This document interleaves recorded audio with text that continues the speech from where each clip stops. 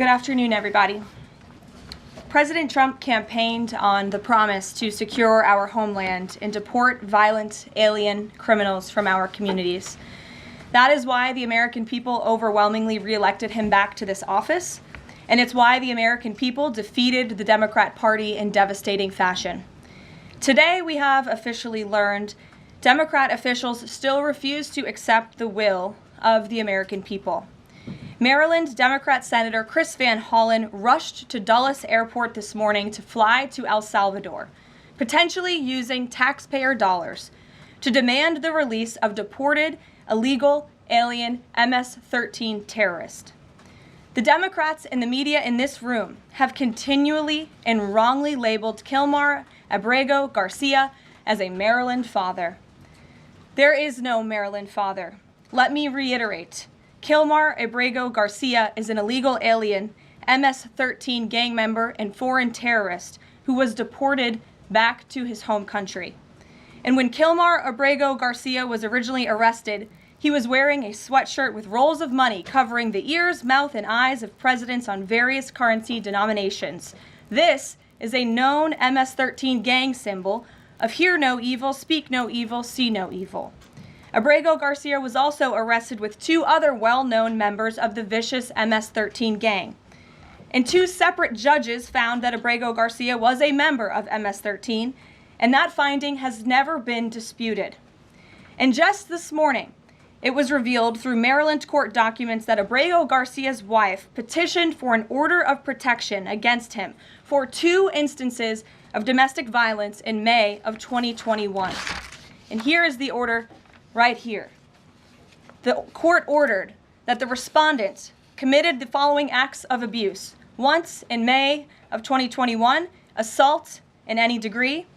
And on May 4th of 2021, he punched and scratched his wife, ripped off her shirt, and grabbed and bruised her. This is from a court in Maryland. So not only are Democrats rushing to defend an illegal criminal foreign terrorist gang member, but also an apparent woman beater. To set all of that aside, the basic fact that he was illegally inside our country and had a lawful deportation order made him subject to removal back to his home country of El Salvador. And if he ever ends up back in the United States, he would immediately be deported again. Nothing will change the fact that Abrego Garcia will never be a Maryland father. He will never live in the United States of America again. And the United States Supreme Court ruled unanimously that the President of the United States and the Secretary of State could not be compelled to forcibly retrieve this citizen of El Salvador who is currently locked up in a maximum security prison in his home country due to his MS-13 membership. To remind the media and the Democrat Party, MS-13 are among the most vicious and dangerous individuals in this world. They pose a direct threat to the United States, El Salvador, and any other country who maintains basic law and order. MS-13 rapes innocent girls and women, runs sex trafficking operations, murders for sport, and terrorizes law-abiding people. That's why El Salvador President Bukele made it clear this week that he will not be releasing this MS-13 gang member from his prison. But that is not enough. All of that is not enough to stop the Democrat Party from their lies. The number one issue they are focused on right now is bringing back this illegal alien terrorist to America. But where are the Democrats applauding the fact that southern border crossings just hit a historic low? Where are the Democrats supporting our brave men and women of law enforcement who are putting their lives on the line every single day to arrest the violent illegal alien invaders that the previous administration allowed into our country? And where are the Democrats when innocent Americans are victimized by illegal criminals that Joe Biden let in? It's appalling and sad that Senator Van Hollen and the Democrats applauding his trip to El Salvador today are incapable of having any shred of common sense or empathy for their own constituents and our citizens. Nobody knows this more than the woman standing to my right, Patty Morin, whose beautiful daughter Rachel was brutally maimed and murdered at the hands of an illegal alien in August of 2023. Patty no longer has her daughter because of the failed Democrat Party's open border, and these are policies that President Trump is bringing an end to. Patty should not have to be here today, but she is, and we are grateful and we are honored for her willingness and her request to share her powerful story with the world. Thank you, Patty, for being here. Thank you. A lot of you don't know the whole story about Rachel and about the crime that was committed against her. Even us, her family, we didn't know all the details. They kept most of it close to their chest, the detectives, because they didn't want to do anything to hurt the case. They wanted to keep the integrity of the case, so they kept everything close. I sat for the last 2 weeks in her trial, and we saw layer upon layer upon layer of evidence against the accused, an illegal immigrant from El Salvador. And the things that we thought, well, maybe this might have happened, we didn't know. But when we were at the trial, we got all the puzzle pieces. And I want to share some of those things with you.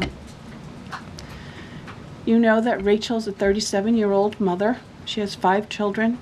We've walked the trail for the last 25 years that we've lived in Maryland. It's a safe place for our family. It's where we go to get a little bit of New England, because that's where we're from, New England. When she went on that trail that day, she was not planning on dying. She wasn't planning on walking to her death. She was planning on going to the grocery store with her girls afterwards. Victor Martinez, he waited for her. He waited for her to come closer. He saw her. He saw that there was nobody around. He attacked her. He dragged her 150 feet, blood gushing from her head. It left a 150-foot trail of her blood to the culverts, where he picked her up, he threw her against the wall of the tunnel, and he raped her. But before he did that, he stopped on that trail, and rocks, still stained with her blood, he used them to hammer her head against those rocks. They say at least 20 times they could count the cuts in her head. They said that when they did the autopsy, and I've seen the pictures, there's a 6-inch square in the back of her head where the skull is shattered the way that you would crush an eggshell in pieces. 3/4 of her brain hemorrhaged. Her right and left side of her face bashed in. Her beautiful face bashed in. Her head bashed in. Broken bones, fractures. He takes and he drags her some more. He drags her through the thorn bushes. She has all the scrapes and cuts on her body. There wasn't 1 inch of her body that didn't have some kind of injury, whether it's bruising, broken bones, contusions, the scratches. She had a fractured rib, fractured nose, fractured skull. And then he takes her into the tunnel, and he picks her up. He throws her against the wall. Blood is gushing from her head. Her hair is soaked in blood. And they showed us pictures of her body against the wall, outlined. The blood outlined her body, and you could see where the blood ran down around her as he was raping her. And then he threw her down and raped her some more. And then he strangled her because he didn't want her to be able to live to tell the story.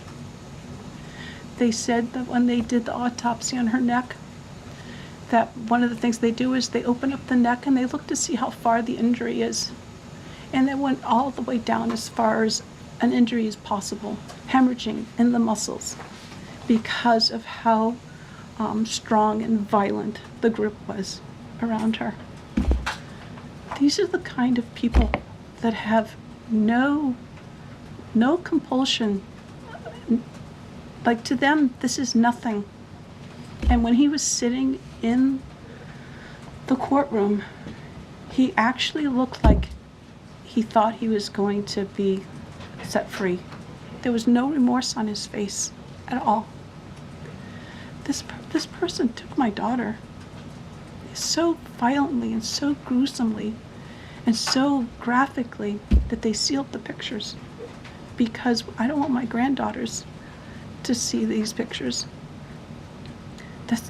These are the kind of criminals President Trump wants to remove from our country. These are the kind of criminals that we need to remove from our country. We are American citizens. Why should we allow people like this, violent criminals that have no conscience at all, to murder our mothers, our sisters, our daughters? I don't understand why there's even any kind of problem with this. And it's not that it's political, like the left or the right, although I understand different parties have used it in the past. But we have to look at it as we are American citizens. We need to protect our families, our borders, our children. I don't care about politics. Well, I do, but I want to preserve life. And that's the only reason why I have taken and spoken about Rachel all this time. If you're a mother here in the room, can you imagine standing there alive? You're alive, and someone comes and puts their hands into your chest and rips out your heart? That's what it feels like. It feels like a part of you is being ripped out of you. You can't even describe the pain. Just like you can't describe to your husband what it feels like to carry a baby in your womb, or to feel those first kicks, or to know just intuitively if it's a boy or a girl. It's only a thing that a mother knows. Why are we not protecting the American citizens? It's just common sense. Why are we not protecting our children? And to have a senator from Maryland who didn't even acknowledge or barely acknowledged my daughter and the brutal death that she endured, leaving her 5 children without a mother and now a grandbaby without a grandmother, so that he can use my taxpayer money to fly to El Salvador to bring back someone that's not even an American citizen. Why does that person have more right than I do, or my daughter, or my grandchildren? I don't understand this. Thank you. Thank you. Thank you. And I just want to say that as a mother and as an American citizen, the president and our entire team, and I hope people in this room are grateful for your willingness to come here and your request to share your daughter's story. And I think the country hears you loud and clear. So thank you. Does anyone have any questions for Patty or for me? No? I have a question. No? Anybody? Okay. We'll see you all later. The president will be at his dinner later this evening. Thank you. Thank you for being here, Ms. Moore. Thank you. Thank you. Thank you. Please, I'm so sorry for your pain. loss. thank you. Please tell the truth. Exactly. Tell the truth. Yeah. Tell like how violent it really is. This is about protecting our children. It's more than just politics or votes or just anything. It's about national security, protecting Americans, protecting our children. Thank you. And thank you for listening. Thank you. Oh, I'm ready to cry.